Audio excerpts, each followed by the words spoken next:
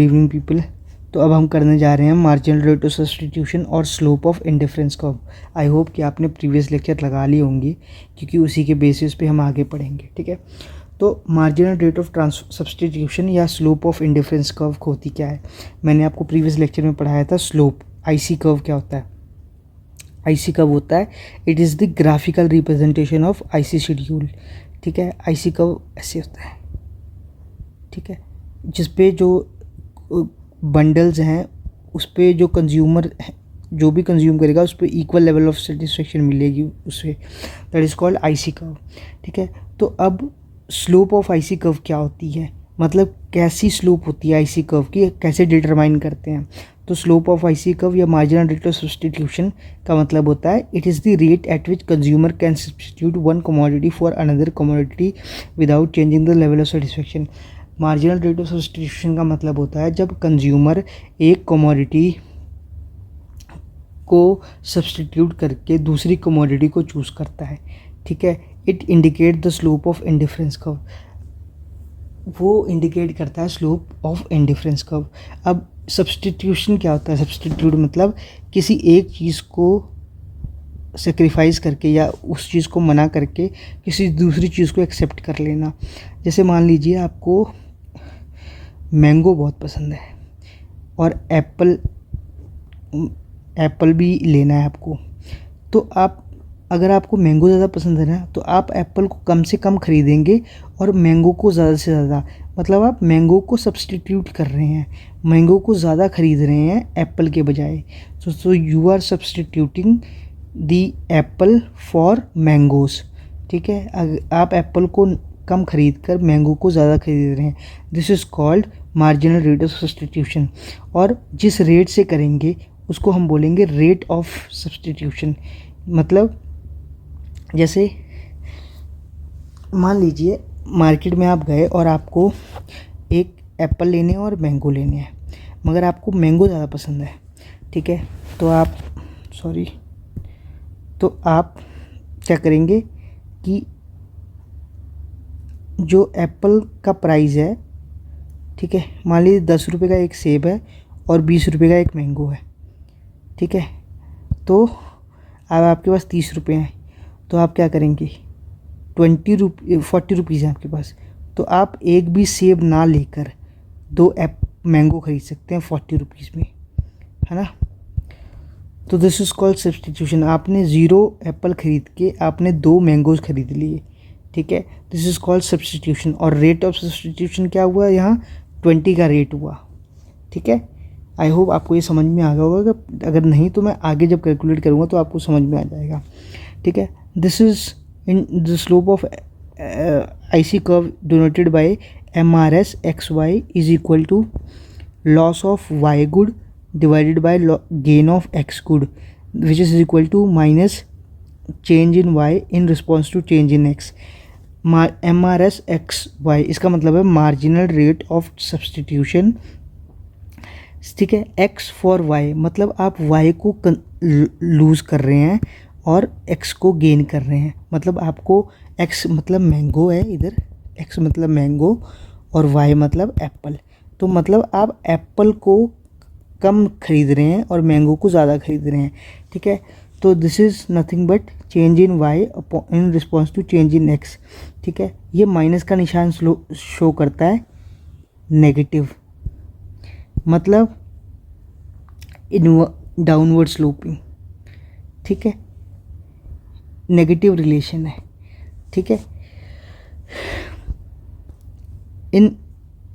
मैं एक minute erase कर दूँ ताकि आपको समझ में आ जाए।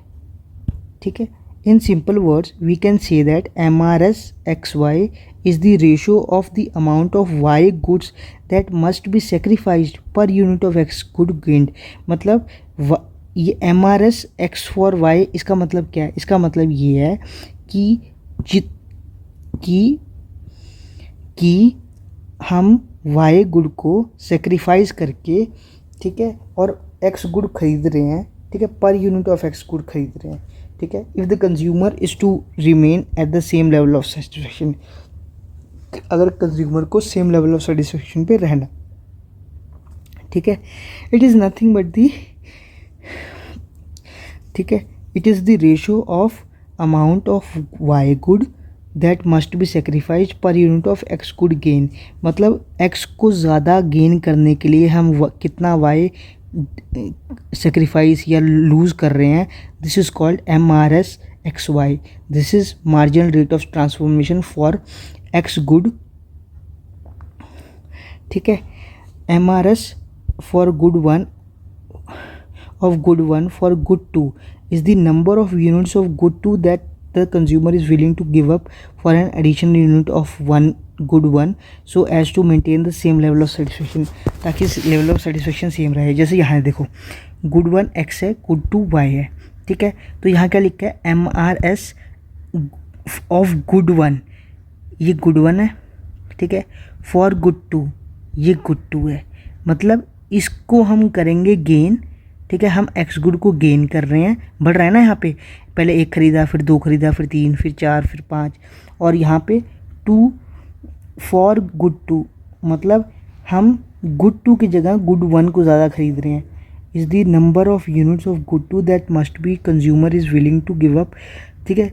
Good 2 that the consumer is willing to give up, consumer इसको गिव अप करने चाहता है, मतलब वो उसको नहीं खरीदना चाहता, और for an additional unit of good 1, ताकि वो एक और यूनिट ऑफ गुड 1 खरीद ले या फिर गुड एक्स खरीद ले, ठीक है। अब MRS क्या था, change in Y upon change in X. इसके बीच में कितना चेंज है, 4, तो 4, और इसके बीच में 1 का चेंज है, तो 1 तो हो गया ना, 4:1। इसी तरह 8 और 5 में कितना डिफरेंस है, 3 का, 5 और 3 में 2 का, 2 और 3 में 1 का, ठीक है। तो ये आ गया आपका MRS। This is called marginal rate of substitution. This is the rate, इस रेट से हम जो है एक्स गुड को इंक्रीज़ कर रहे हैं और एक वाई गुड को डिक्रीज़ कर रहे हैं, ठीक है। For example when the consumer shifts the bundle A to B, जब कंज्यूमर A बंडल से B बंडल पे आता है, तो वो क्या करना चाहता है, वो ये करना चाहता है कि he wants to consume 1 more unit of good 1, मतलब वो गुड 1 का एक और यूनिट कंज्यूम करना चाहता है, क्योंकि वो 1 से 2 पे आना चाहता है। उसको है कि नहीं, मैं 1 मैंगो नहीं, मैं 2 मैंगो, मुझे 2 मैंगो चाहिए, ठीक है। तो 2 मैंगो यहाँ पे मिल रहे हैं, ठीक है। He has to sacrifice 4 units of good 2, तो उसको कितने सेक्रीफाइस यूनिट्स करने पड़ेंगे गुड 2 को या गुड वाई के, 4, ठीक है। तो इसका मतलब क्या हुआ, उसे 4 सेब दे के, 4 एप्पल को ना खरीद के वो 2 मैंगो खरीद सकता है। इसका सिंपल सा मतलब ये है, ठीक है। अब ये डायग्राम देखिए ध्यान से, इसमें आपको MRX समझ में आएगा, ठीक है। इस पे गुड 1 ले लिया एक्स एक्सिस पे, और वाई एक्सिस पे गुड 2 ले लिया, ठीक है। कुछ नहीं किया, उस टेबल की प्लॉटिंग करती है बस। अब ये देखिए यहाँ पे मैं इरेज कर दूँ जरा, तो आपको ज़्यादा क्लियर होगा, ठीक है। गुड 1 2 3 4 5 एक्स एक्सिस पे, और 2 4 6 8 10 12 वाई एक्सिस पे, ठीक है। अब 1 गुड को ए कॉम्बिनेशन क्या बोल रहा है, ए कॉम्बिनेशन बोल रहा है x of 1 good and y of 12 of y good. तो ए कॉम्बिनेशन ये रहा इधर, ऐसे B, ऐसे C, ऐसे D, ऐसे E, ठीक है। अब ये चेंज दिखा रहा है कि कितना हम y कम कर रहे हैं जब हम B पे आ रहे हैं। ये देखिए पहले हम 12 A कंज्यूम कर रहे थे, अब हम 8 करेंगे A कंज्यूम B, ठीक है। और गुड 1 पहले हम गुड 2 हम 12 कंज्यूम कर रहे थे, मतलब 12 सेब कंज्यूम कर रहे थे।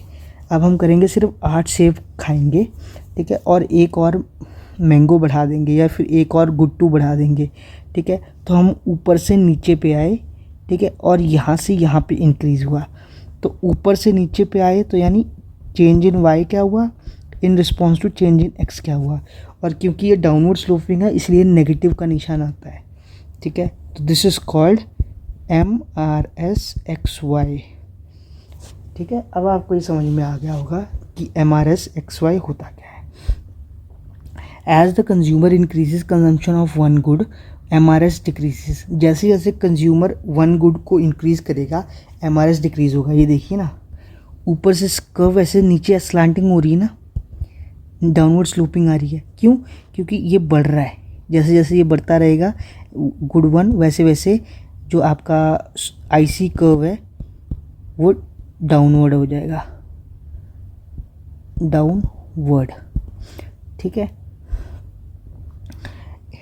ठीक है। It is because in order to get every excessive unit of good one, the consumer is prepared to give less and less unit of good two।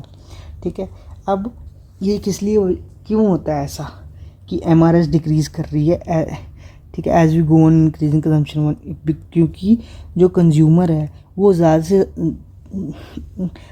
Good, ठीक है, क्योंकि हर एक यूनिट की successive unit of good one को consume करने के लिए वो कम से कम गुड बाय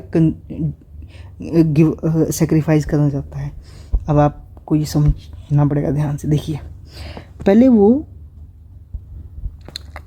एक गुड वन को कंज्यूम करने के लिए, ठीक है,